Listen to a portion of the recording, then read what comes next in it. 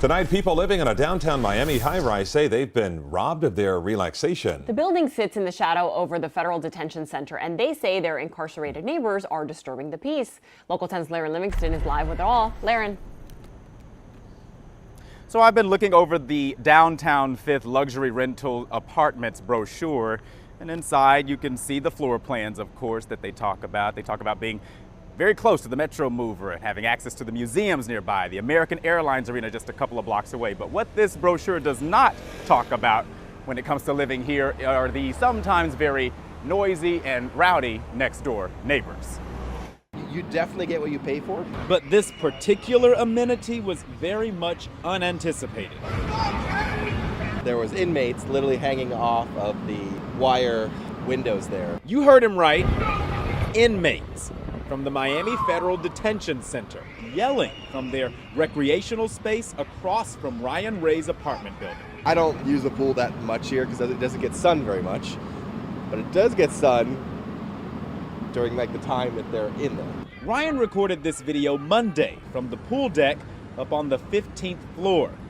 Now it's hard to make out what the inmates are yelling, but the whistling and the intended targets are very clear.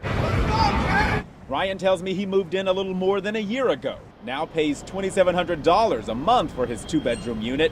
He says he knew the detention center was there. I moved in right at the peak of when everyone was moving to Miami and there was very little availability. Downtown Fifth's two towers boast more than 1,000 one, two, and three-bedroom units stacked 52 floors high. It opened in 2021 on what was a parking lot. The Federal Detention Center right across the street has been housing men and women of all security levels since 1995. Do you think the developer cared? No. I couldn't get anyone on the phone with the developer to see what, if anything, is being done to mitigate the issue. I'm still waiting for a reply to my emails. On-site property managers tell me, though, the detention center does come up on tours.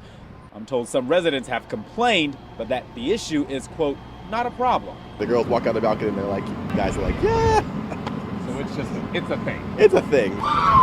A thing the Federal Bureau of Prisons is taking seriously.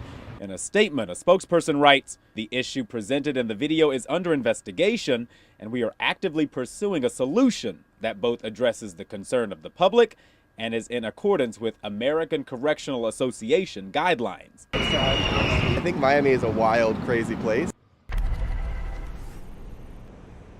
But does it have to be? Speaking of Miami, we did reach out to the city because we wanted to see if anywhere in the development portfolio, while this site was being developed, before it was built, did any of this come up?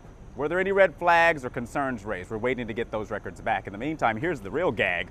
I learned that this place behind me is 98% occupied. In downtown Miami, Laren Livingston, Local 10 News.